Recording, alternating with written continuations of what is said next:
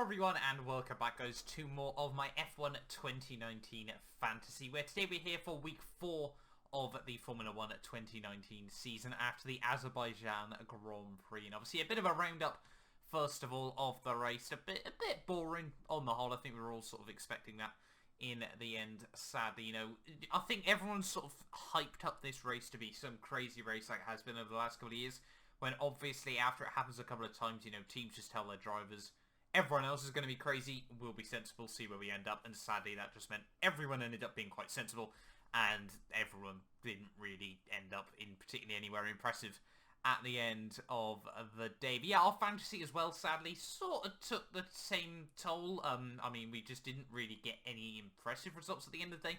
128 points is quite far down on what we've been getting over the last couple of weeks. I'm not too sure why Mercedes scored 15 points less, I'll be honest. I don't know, obviously, if it's whether Hamilton didn't win or what for my team, but yeah, no, very, very odd on the whole, sadly, as well. But yeah, I mean, obviously, another 1-2 for Mercedes. The first time ever in Formula 1 history a team has scored 4 back-to-back 1-2s off the start of the season. Pretty crazy on the whole. You know, honestly, I didn't actually think...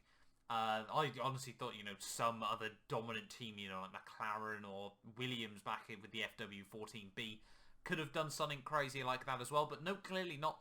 It has been the first time ever in F1 history. But yeah, anyway, moving on then into our F1 fantasy team. 128 points from this week, and a bit of a mixed bag on the whole. Personally, I feel like a few of these scores are a bit unfair. You know, Norris sadly kind of got screwed by the team towards the end of the race. He could have hoped, well, I mean, he should have obviously scored me quite a few more points than he ended up doing there as well, so that was a little bit unfortunate for him. Raikkonen, you know, a bit of a, you know, an okay weekend. Again, obviously, after the penalties for the flexing front wing, you know, he's still a good recovery drive at the end of the day. Danny Rick, he's getting out of my team as soon as possible, I'm going to be honest with you. I'm scrapping him after this race. That I don't know what was up with that after, especially after he decided to reverse into someone, as well as Renault just aren't performing this season as well. You know, their drivers, in my opinion, are now way overvalued in this game, sadly, as well. Alexander Albon, you know, just a bit of a meh weekend on the whole, a bit unfortunate there. He didn't quite get, you know, the insane race like he did back at Shanghai from the pit lane all the way up into the top 10. The Hamilton, 31 points, you know. Obviously, there was that whole thing of Mercedes, whether they did this thing or that thing. I think Bottas generally had some decent pace this weekend. I don't think he was exactly slowing down Hamilton. Personally, as you know, a Hamilton and Mercedes fan, I'm quite a fan of seeing Bottas right up there again. You know, I really do think he's got a lot of potential. But, you know, obviously I want to see Hamilton get pushed as well. Obviously, I still like to see Hamilton come out on top, but obviously I was quite happy yesterday. Bottas, you know, deserved that win. He didn't crack under the pressure towards the end. It got very tight between the pair of them. Obviously, you wonder what could have happened if Hamilton didn't get that weird sort of moment under the virtual safety car as well. There'd be 31 points for him, and then Mercedes gets 70 points at the end of the day there. So very solid performance by them. But in terms of the league, then, we're almost up to 250 people. Obviously, if you guys do want to join, copy that code and get yourself involved as well. Obviously, I would highly recommend doing so, obviously, if you want to be featured in these videos. 246 teams, and it is getting close at the top. Shunted Tarantulas, 777 points, who is still obviously right up there. Can we have a look on his... There we go, finally it has now loaded. He's got Mercedes, Albon, Norris, Bottas, Raikkonen, and Verstappen. So he's got a very similar team to me at the end of the day. I don't know why Mercedes scored so few points this weekend. Why they scored less than they did last time. But yeah, very solid driver lineup by him. You know, we've got 3 of the same drivers. Obviously, I've got Hamilton instead of Bottas, and then Ricciardo instead of Verstappen. But, you know, he's doing very well. Verstappen, if I had the budget, would be someone I'm really looking into at the moment. 776 points for Tyrrell. Well. I think he had a very solid weekend on the whole there. Raikkonen is his turbo, Bottas and Verstappen, like we said. Giovinazzi, who really has not done anything particularly extraordinary this season, but had a good result this weekend with obviously Albon as well as Mercedes. So 187 points even now, I should say. He has taken a good few points out of Shunted Tarantulas there. We've got left turn arrows even, I should say. 771, just 6 points even, sorry, my maths is failing me today. Separate the top 3 on the whole there. He's got Bottas, Leclerc, Raikkonen, Stroll, Albon, and obviously Mercedes as well. A very, very good job by him. Slobjow's Pig Iron Pump. Is that a name that I recognise from our league? I'm not too sure on the whole there. Dim Sum Dividend. A Dire Diffuser. In Indecisive Liveries. Nelspin PK Jr. That is a brilliant, brilliant name. Anderson Autosport and Benetton's of Crap as well. Round out the top 10. Faster Than You. In 11th, Scuderia Arzani Zolfini Rigatoni. Down in P12, there was Zarco, Tom Raider Team, Senna F1 Racing, Crazy Weight, Spiker, March of the Amateurs, Mercurial, Mercedes, and Katana F1 Team round out the top 10. What I love on the F1 website is just, next to them to just have like a little up or down, obviously, to see who's gone up, and obviously the position count as well. See who has changed all too much after this week on the whole. I'm going to look further down the order. We've got Aston Butterballs there in 24th. Ambitious but Williams tied in 25th, tied with sub to LCR Blomson. Never going to guess who that one is. Big Gears Gullis on 29th there with Noob Hunter 44 in P30. Further down the order, we've got Lando for the win.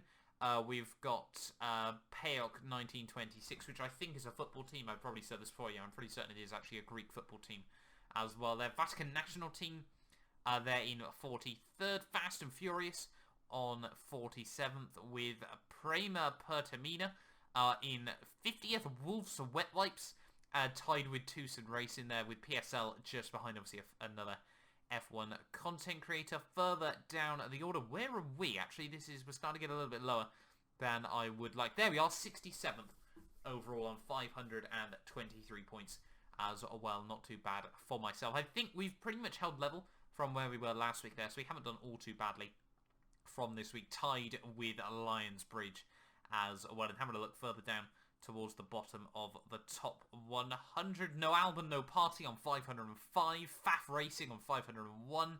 A Team Easy On 501. And then actually no one on a full nice round 500 there. But yeah, 90 teams, or 91 even I should say, all on over 500 points at this stage of the season. Then we got Arsenal F2019, Alfa Ferrari, Sava Romeo. That's got to be a coincidence.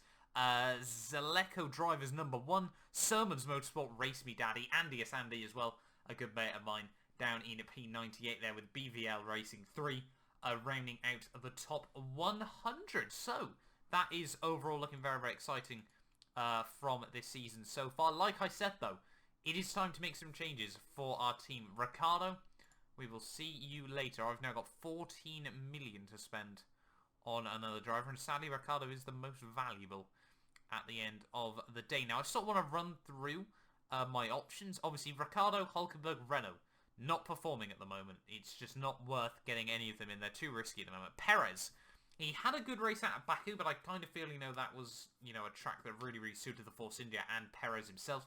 So sadly, I don't really want to go with him. Obviously, we've already got Raikkonen.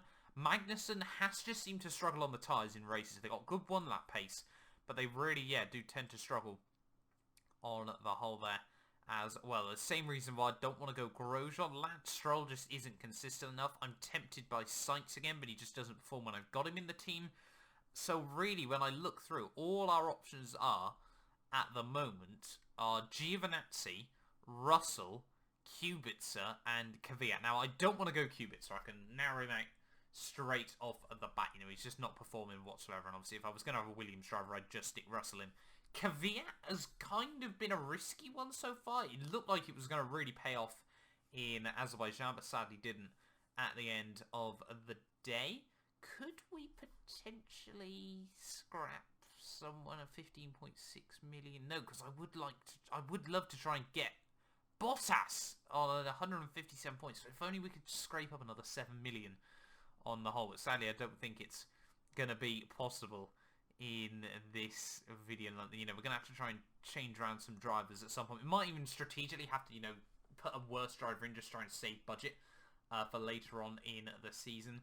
On the whole, yeah, for me, it's between Giovinazzi, Sainz, Russell, and Kvyat. I'm really, really lost as to who to go with. Sadly, George Russell is just going to finish P19 every Grand Prix.